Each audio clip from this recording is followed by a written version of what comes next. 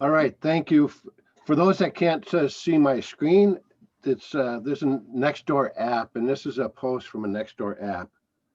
So this sounds pretty petty and awkward. Is there a service where I can pay someone to be my friend? I never thought I'd be so lonely. Oh, wow. Hmm. Exactly, and that was my thought when I first read that. It was devastating. I never thought I would be so lonely. But today and in these times, there are many people just like Ben out there. And so, one of the things I want to do today for my icebreaker is just talk about one of the books that have influenced me. And that book happens to be How to Win Friends and Influence People. And I'm just going to pick a couple points from the book. It's an old book and it is dated in some ways, but it has some great things that I learned from it and that I continue to use, uh, because there are going to be people that I come across that I know that are lonely, that are in especially in these isolating times. It's been very difficult. So there's a couple tips from the book that I just want to share with my friends here and just talk about.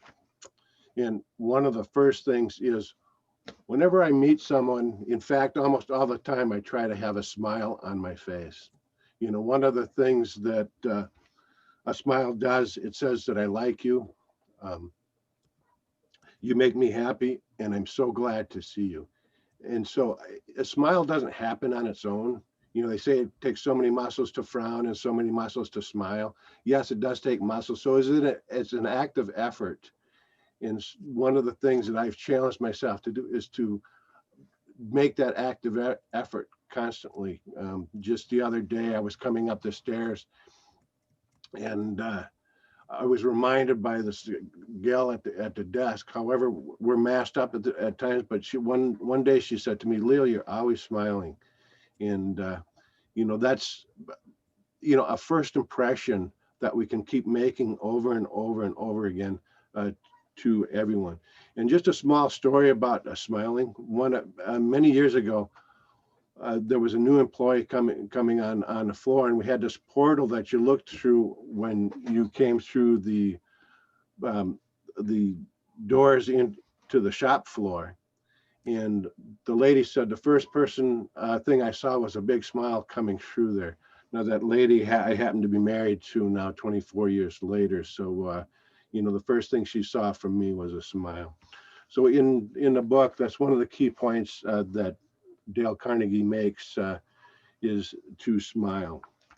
Now, one of the next things that I want to talk about is to listen. It's really important for us to listen. If you want people to like you, have them talk about themselves. And that's a key point of listening, is just getting the other person to talk about themselves. And when you listen, it's a paradox, but they're going to trust you more. They're going to like you more because you're listening. You don't have to tell them about yourself. It's when you listen and hear their story about them.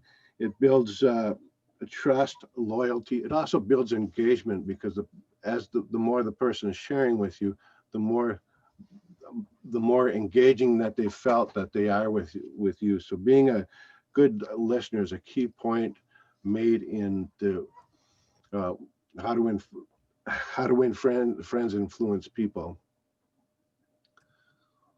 All right, and then my last point that I want to make is that everyone has a story.